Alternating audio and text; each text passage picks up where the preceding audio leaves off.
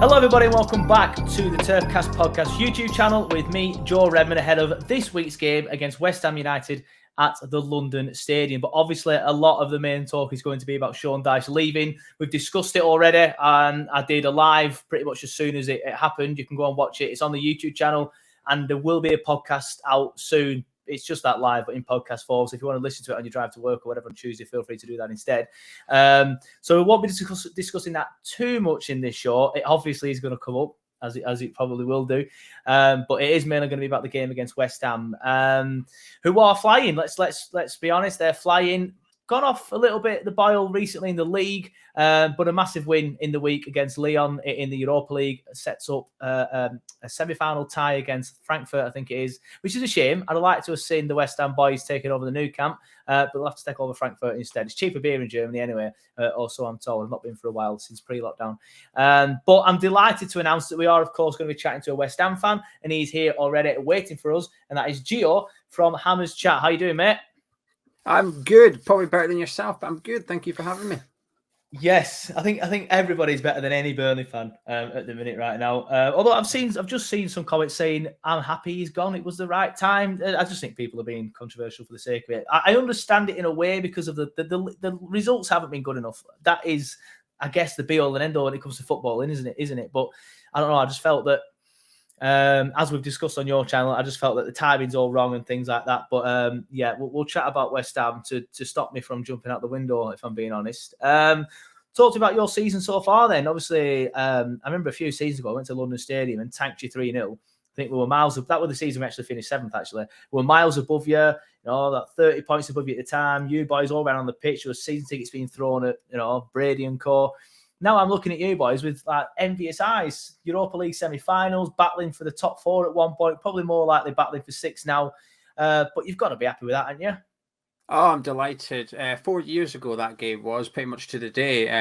4 years ago, we had that sort of pitch invasions. 2 years ago to the day, Moyes just came back in. We're in a relegation battle. And last night we beat Lyon in the quarterfinal Europa League to qualify for the semi-final, which is just incredible. And there's almost 2 elements to our season, and they're both still going. So we've got the European journey, but we've also got the Premier League, which is the bread and butter, sitting 6th in the league at the moment. Had a disappointing result last week against Brentford, of course, but we can still qualify for European football again through the league. Hopefully, we can do it in the Europa League and get Champions League football, which we've just been saying. But we need a safety net. We need to make sure that should Frankfurt put us out, we've still got something to play for, and we get European football again in whatever form it is next season. We've had a taste for it. You've had a taste for it as well, and we've really liked it, and we've enjoyed it, and we've shown we are good enough to compete in that competition as well. So yeah, and buzzing. I couldn't believe how good last season was, and this season's even better. Yeah, it's mental, isn't it? How well you've turned it around. What's happened? Why have you turned it around so well? Like, because David Moyes in his first spell at the club didn't do that well. A lot of fans wanted him out, but then he's come back in, and it seems to me like that was the catalyst. Dash on the brain. Moyes coming back in, but there must be more to it than just Moyes. I think it's a combination of things, but I think all things lead back to David Moyes. So I think he's installed a really good backroom staff there. He's obviously got, he had Alan Irvine who went in the summer, but he's still, while he's gone back up north to Scotland, he's still retained a consultancy role with us, which could be important. It's hard to sort of establish how important that is without really knowing. We've also got Kevin Nolan there, Stuart Pearce there, both of these who have had stints as managers, so decent experience. Kevin Nolan's still quite young in terms of coaches. We've also got Nevin in there, who's part of Gareth Southgate's England backroom staff. So he's got real experience. He's starting to sort of bring his players in, and the players are still at the club that he never signed. He's molded them into his players. I am happy to admit that I was very wrong about David Moyes. I didn't want him back when he returned. I thought, oh no. And even when he did return, it took a little while for results to get going. And I was convinced 2 years ago we were going to get relegated. And obviously COVID then came in. And I think we needed it. I think what that did was it allowed the club to almost go back to basics. I think it really helped Moyes thrive, actually. It was almost like they went back to old school training to some extent, because you weren't allowed to have your massages or anything like that. Everything was done on a real basic level at the training ground when they went back for that mini tournament. I think it probably suited Moyes and his coaching methods, actually. And from then on, we've just not looked back. So while we've done quite well in the transfer market, the coaching team's good, the players are fitter than we've ever seen, attitudes bang on, lots of different things. It's almost like a spider web. At the very middle of that spider web, it's David Moyes. I've never been so glad to be so wrong, Joe. Yeah, it's unusual, isn't it? Because the first time around, he didn't do that well. He was terrible at Man United, even worse at Sunderland, didn't do well in Spain, did very well with Everton. But I thought, when he went back to you, I thought this was his last chance saloon. He'll probably mess this up, and then he'll leave football management, and we won't hear from him again. But he's probably turned it around, and now his stock's probably just as high as it ever was. Like, how do you think he's turned his career around as well? It's unusual, isn't it? Yeah, he's done a few sort of media work. He's done a bit of media work away from West Ham, which is always good because when he speaks through West Ham, whether it's a press conference or in the club's official channels, there's only so much you can say. He probably says more, it just gets edited out because it's like, oh no, we don't need the fans to hear that. Yeah. So just the last week, he was on the High Performance podcast with Jake Humphries and Damien Hughes. Yeah. And it's that podcast, as you know, it's all about like mindset. It's like, how have you achieved it? It's not what have you achieved in football. It's how have you done it? What's your thought process? And hearing him speak on that was very interesting about how, you know, he took time out to go away and almost relearn as a coach. He started working with UEFA and stuff and coming up, trying to keep up to date with all the latest techniques going on in training and the tactics and stuff, and almost reinvent himself as a manager to some extent. And I think sometimes those negative experiences, if you like, can be a good thing as long as you learn from them. And I think he's shown at West Ham he has learned from those experiences. When he went to Spain, he would have embraced a whole new culture over there. They would have done things differently. He might have implemented maybe just one idea. He might have just taken one idea from Real Sociedad to West Ham now, but it's working. Whatever it is working. Yeah, it's interesting, isn't it? I remember when Pep Guardiola left Bayern Munich. Not that he failed at Bayern Munich to levels that Moyes failed at, Sunderland and stuff. But he went, and I think he did a sabbatical after that. Spent a year in New York, just learning new things. So it's interesting that managers do that. Maybe that's Dyche's next thing. Maybe he's going to have a sabbatical in Nottingham for a year and do something down there. Maybe probably spend a year at Hooters in Nottingham. He likes that place. Other restaurants and bars are available, of course. But let's talk about, you mentioned it earlier, you have dropped off a little bit in the Premier League recently. Obviously lost last time out against Brentford. Thanks for that. But what do you think that is all about? Do you think you're just concentrating mainly on the Europa League? Because that's where the players' minds are naturally going to drift to that. They have got a chance to make, like finishing sixth with West Ham. They did it last season, so that's not going to make history. Winning the Europa League, that will be talked about for generations. So you just think that they're naturally just being drifted more towards that? To some extent, this is with the benefit of hindsight, of course, because of the win last night. But on Sunday, when we got beat by Brentford, I've not seen us play like that all season. That attitude, when we lose games, we still work hard. We still run ourselves into the ground. We're still organised. We perhaps just weren't good enough on the day. Too many players have an off day. But it felt like almost everybody had an off day, that we weren't running ourselves. And it was very unlike, it was the worst performance of the season. Now, with the benefit of hindsight, because of last night's win against Lyon, I almost wonder if Moyes instructed his players to some extent, but almost felt like maybe West Ham playing at 70%, we'd have had a good enough chance of beating Brentford and not compromised ourselves too much ahead of the Europa League. Because what we did going into that game, Man United had already got beat by Everton. Newcastle were beaten by Newcastle, and Arsenal loss doesn't really impact us too much. Everyone around us got beat bar Tottenham. So I wonder if Moyes went in thinking we can lose today and not lose any ground whatsoever in the league. Nothing changes. Yeah. So I wonder if he maybe just held the players back a little bit. Said, don't risk injuries, don't risk burnout or anything like that. And now, if you ask me Monday, Tuesday, Wednesday, was it worth it? I would say no. You ask me today, I'm going to say yes, it was worth it. I don't know if that's the case, but last Sunday was a very unlike Moyes West Ham that I've seen all season. So I'm going to give him the benefit of the doubt for that one.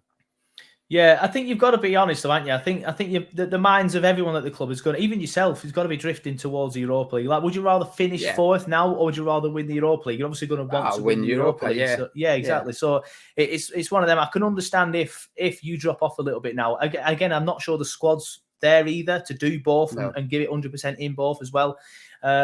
So we'll see how you get on. Hopefully you're tired on Sunday for our sake. I think we're going to need a West Ham at 5% at the minute, mate, to be honest with you, with the way that we're going at the minute. But I know we've spoken about the Dyche thing on your podcast as well, and I said we weren't going to go into it too much, but I will just get your thoughts on Burnley sacking Sean Dyche. Of course, we're recording this on Friday. It was announced this morning. But what were your reaction to it?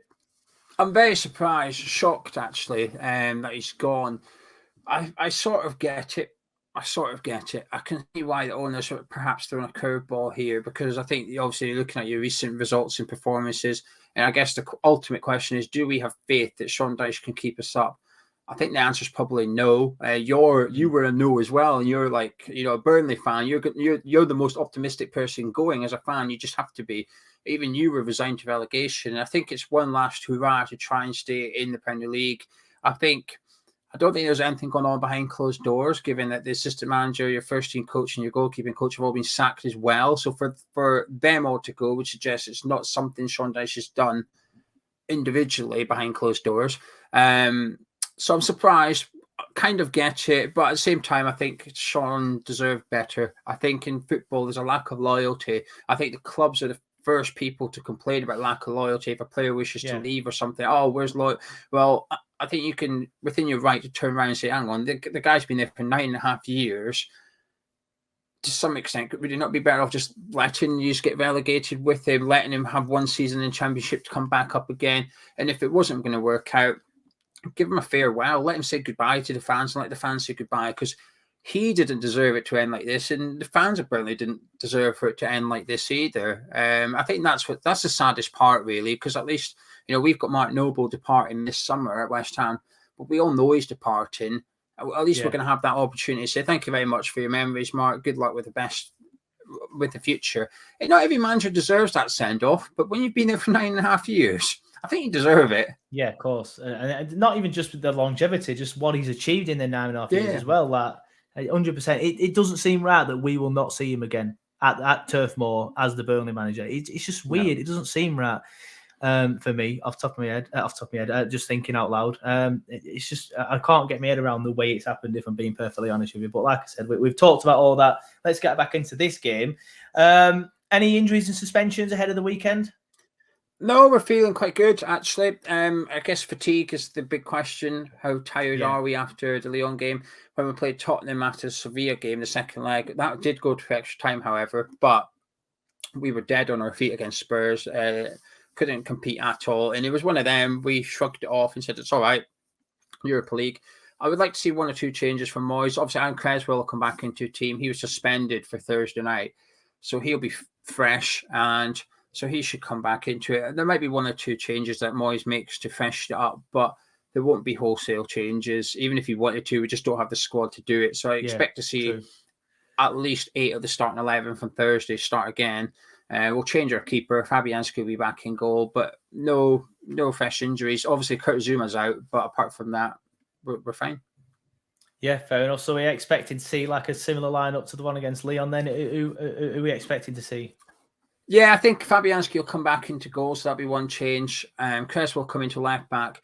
So it depends what he does at right back. I'm not too sure. Soufal's just back from injuries, played the last 2 games, but he was out for a little while. Ben Johnson's been in great form, though. He played left back against Lyon. I think he'll start Johnson there. Then Dawson and Diop will be the centre backs. I don't expect he'll do any other changes. So that'll be Rice in sort of midfield along with Souček, Lanzini, and then you have Fornals on the left, Jai Boone on the right, and Michael Antonio up front on his own. See, it's like we talk about lack of depth at West Ham, but that squad it's a very, very good squad, isn't it? Especially in midfield too. Declan Rice, actually, that's a point. Declan Rice, let me talk about him. Do you think he's going to be there next season? It must be a big worry for you boys. Depends how we do in the Europa League. If we win the Europa League, he's here next season. I think he wants to go on and win things. He will not be at West Ham in, say, 3 years' time. He will not be at West Ham. His contract's running down. Now, he's actually still got 3 years to go, but we've offered him new deals and he just won't sign one.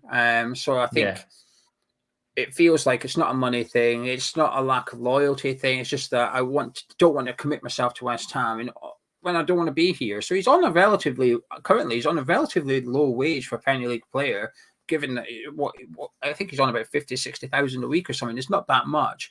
I think the club have offered him double his wages and he won't sign the contract. So we've still got him for another 3 years at least. So that's why his market value is retained quite well. And there's a debate among fans. Do we just keep him for 3 years? Do we let him walk out for free? Well, we've done that with Tarky, and now we're in a position where we're like, we should have let him go 2 years ago. Yeah, but with the greatest respect, Tarky wasn't world class, was he?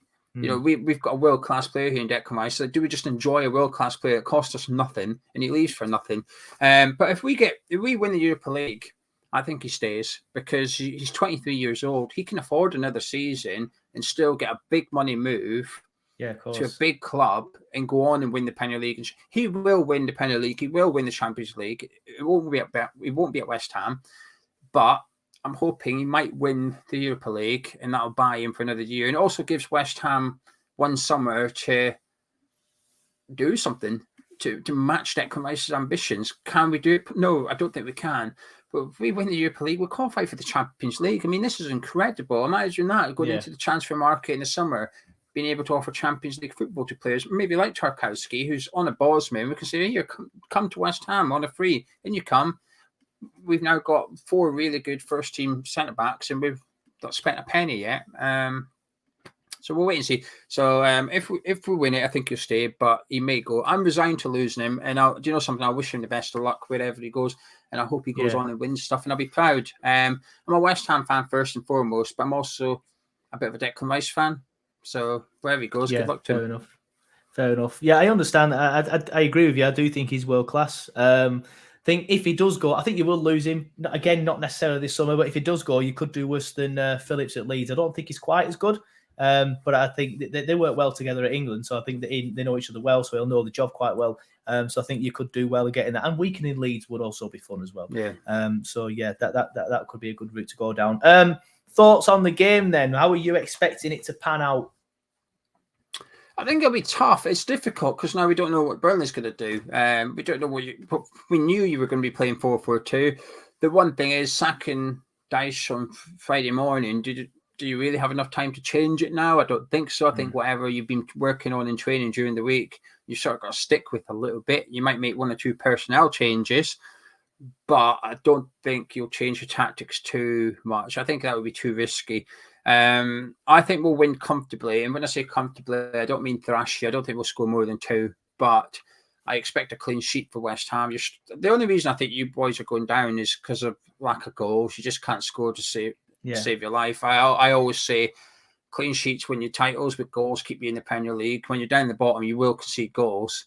Just make sure you score enough to stay up. And I think that's your problem, really. And it's not worked out. You know, you lost Chris Wood. Weghorst come in, looked like a good signing. It's just not quite worked. It was a bit of a gamble, but I thought it was quite a clever, the Weghorst thing is now very interesting because I've said several times Dyche didn't know how to get the best out of Weghorst. Dyche was still playing as though Weghorst was Chris Wood, like lumping it to his head. Yes, Weghorst is taller than Wood and 6'6", but he's nowhere near as good in the air. Weghorst wants it at his feet. That's what he's played all his career. So it'd be interesting. Weghorst might now suddenly become an amazing player, but we'll see. So you're going 2-0 West Ham. 2-0 West Ham. Yeah, I think I agree with you on that one. I think I've just said 2-0 West Ham on your show, didn't I? I can't remember exactly what it was. Definitely a Burnley defeat. Yeah, 2-0 West Ham. I think the middle of the pitch, the central midfield, in my opinion, is your strongest area by far. Our weakest area by far is the middle of the pitch. So I think you will overrule us there. Having said that, I don't know how we kept you out of the turf. It was, I say kept you out. I think the draw was a fair result in the end, but it was just a bit of a stale game, weren't it? 0-0, typical Burnley game. And even though it was 0-0, you could see that Rice was levels above on that pitch. I remember loads of Burnley fans tweeting afterwards saying he's world class. I'm looking forward to seeing him play for England and things like that. So yeah, 2-0. So we'll wrap it up here then, mate. Just before we do go, do you want to give everyone a reminder of where they can find you? Yes, I'm the Scottish one from Hammers Chat. We've got a little one on Hammers Chat and a hairy one on Hammers Chat as well. But you fancy joining us or checking out the preview I've done with Joe where I get all his thoughts on Burnley, you can do. Head over to Hammers Chat on YouTube and subscribe. It'll be a pleasure to have you part of our community. Yeah, definitely. Go and check them out. The link will be in the comments below. If I remember, I always say that and I sometimes forget. But if not, he's just told you everywhere where to get it. So thanks for coming on. Go on, mate. The one thing I can promise you next season that Joe can't is Premier League football. There is that. So yeah, definitely go and check them out if you want some West Ham football. Because I remember when I was younger, I was supporting Burnley in Division 4 when I first started, or I was 4 when they got promoted out of that. But even when in Division 2 days, like if one of them, I always chose a Premier League team, and I used to choose West Ham just because they were claret and blue like us. So if you want a Premier League team next season, because we aren't going to be in the Premier League, then feel free to check them out. But thanks for joining me, mate. And I normally say I'll see you next time, but it might be in a few years, mate. Catch you in a bit. See you, mate. Thank you.